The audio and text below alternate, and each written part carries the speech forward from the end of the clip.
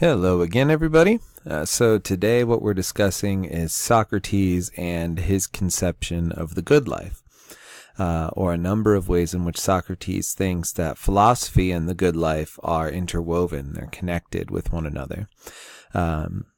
Roughly, we're going to see throughout these lectures this week that the idea is if we do philosophy, in other words, if we gain wisdom about the types of things Socrates is interested in, right? If we gain wisdom about the virtues, then we'll end up living a good life, or the best life that we can.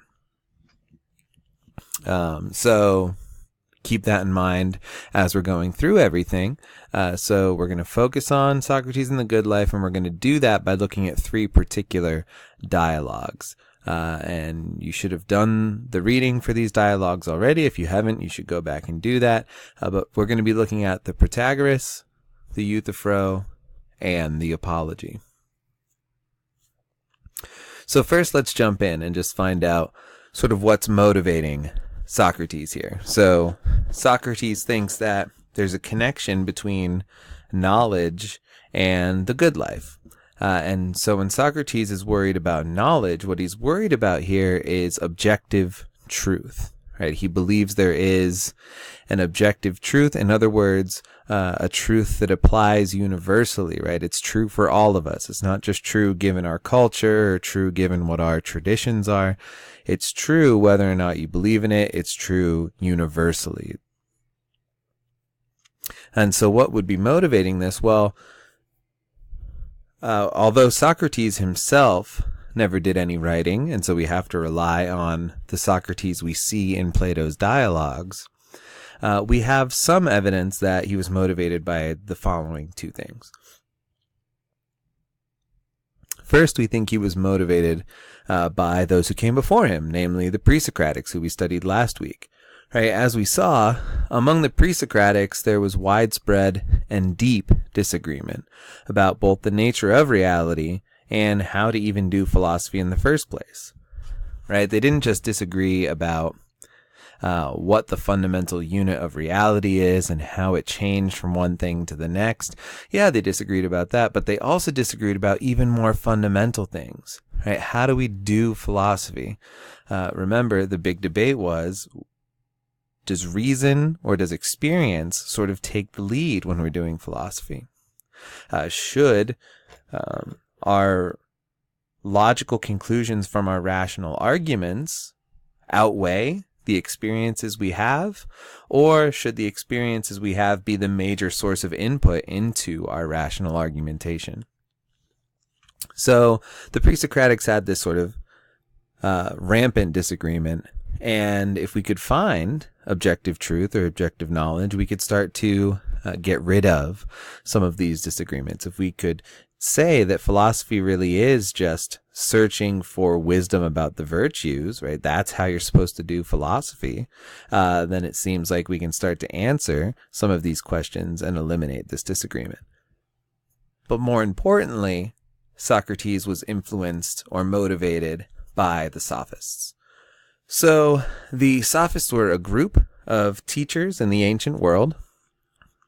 And although they had a bunch of different methods, some used music, some used poetry, some used what looked like philosophy, right? They had different methods of teaching.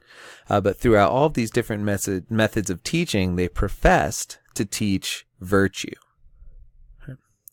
So they're this really popular group. They're traveling all around the Mediterranean basin, and they're teaching those who can afford to pay for their services. They're teaching these people virtue. At least they're claiming to teach them that. And importantly, they held the belief, at least many of them were thought to, Protagoras in fact did, as we'll look at later.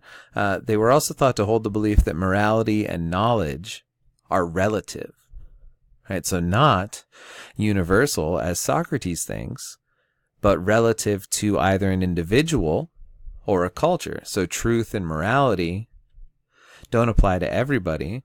They apply to whatever your culture says is moral, whatever your culture says is the truth, or even more extreme, whatever the individual says is the truth or what's moral.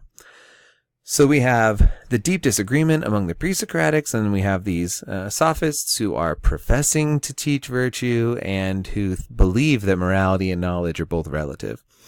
So if we could show that there's universal objective truths like Socrates wants, then we could start to eliminate some of the disagreement of the pre-Socratics and undermine the relativism of the sophists. Okay, so before we keep going into Socrates' theory, I want to spend a little more time clarifying this difference between relativism and objectivism, because I'm sure many of you are not familiar with this terminology in this discussion. So, moral relativism is to be contrasted with objectivism. And objectivism claims that moral norms or values apply universally. They're true for everyone. So an example of this could be, we're not going to actually defend these claims about abortion, but an example could be abortion after the first trimester is morally wrong. And you could say because it's always morally wrong to kill something that can feel pleasure and pain. So after the first trimester, the fetus can feel pleasure and pain. It's morally wrong. And the claim here, from an objectivist standpoint, isn't that it's just wrong in our culture, or it's wrong in our society, right? It's wrong for everybody in the universe, right? It's wrong for every moral being to abort a fetus after the first trimester. So that's what we mean by objectivism. Relativism, on the other hand, says that moral norms or values apply only locally. And this locally could be either to the individual or to the culture.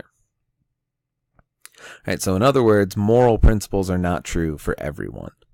Right, so objectivism says it applies to everybody. Relativism says no, moral truths only apply either to the individual, in other words, the individual determines morality, or it only applies to a culture, so that your culture determines morality.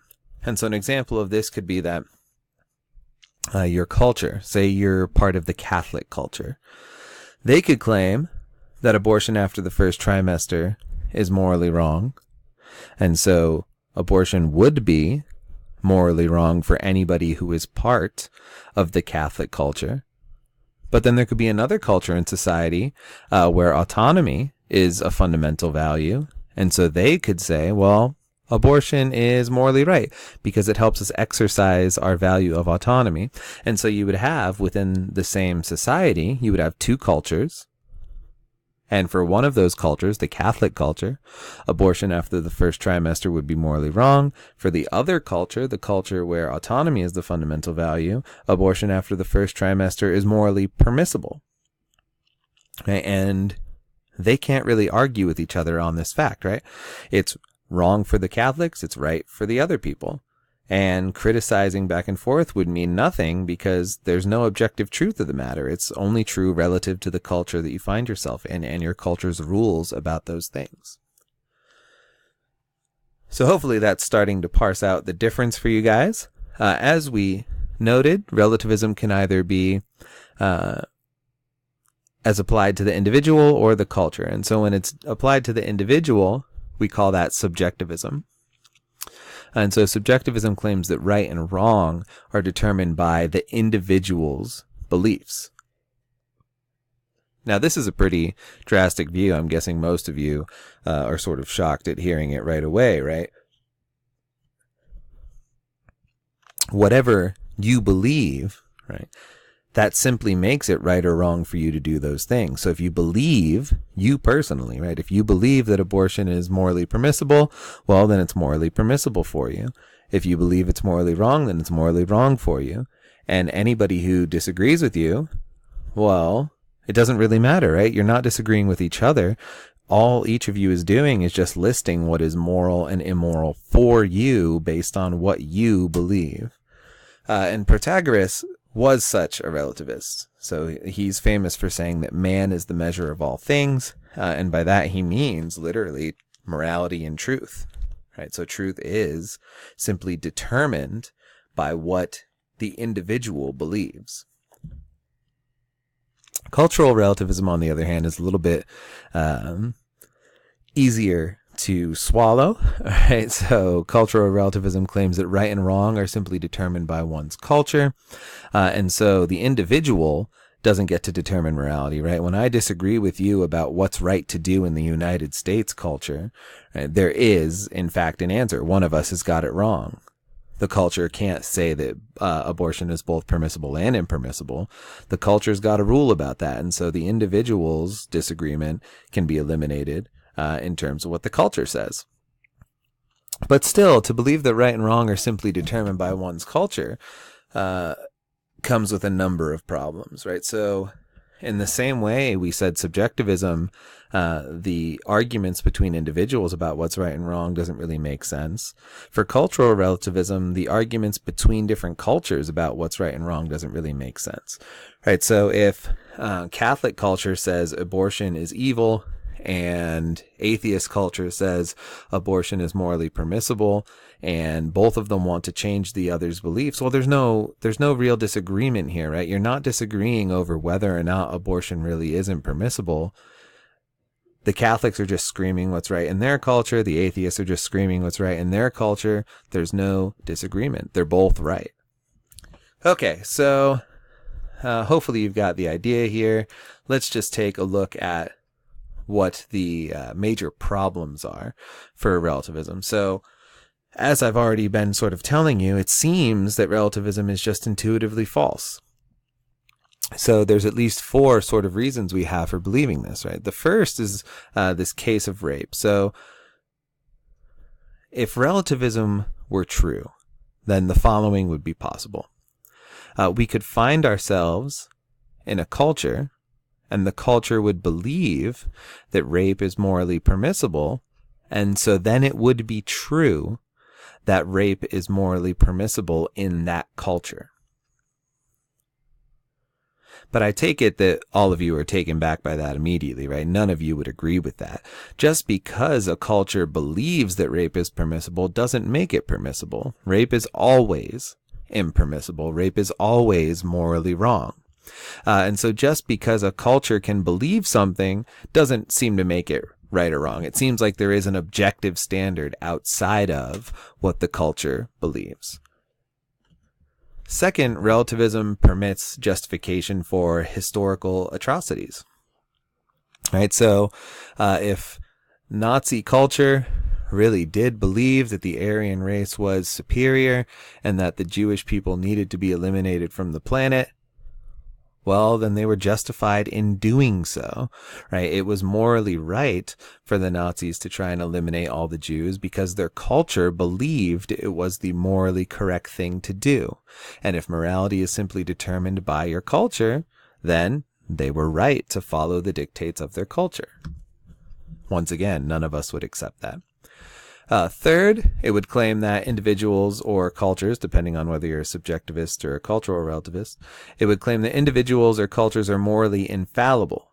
In other words, if your culture says that abortion is permissible up until the 3rd trimester, you might disagree with that claim, but your disagreement has no weight. Your culture can't be wrong about what it believes, right? The culture believes that abortion is permissible until the 3rd trimester, and so that just makes it morally so. The culture can't be wrong about morality because morality is simply determined by what the culture believes. Once again, I don't think we agree with that. And then finally, it makes moral progress impossible, right? So if morality is simply relative to what the culture believes, and you want to, say, advance your culture's understanding, right? So we have a lot of social justice movements going on right now in the country that claim moving into the future, we should respect people in different ways.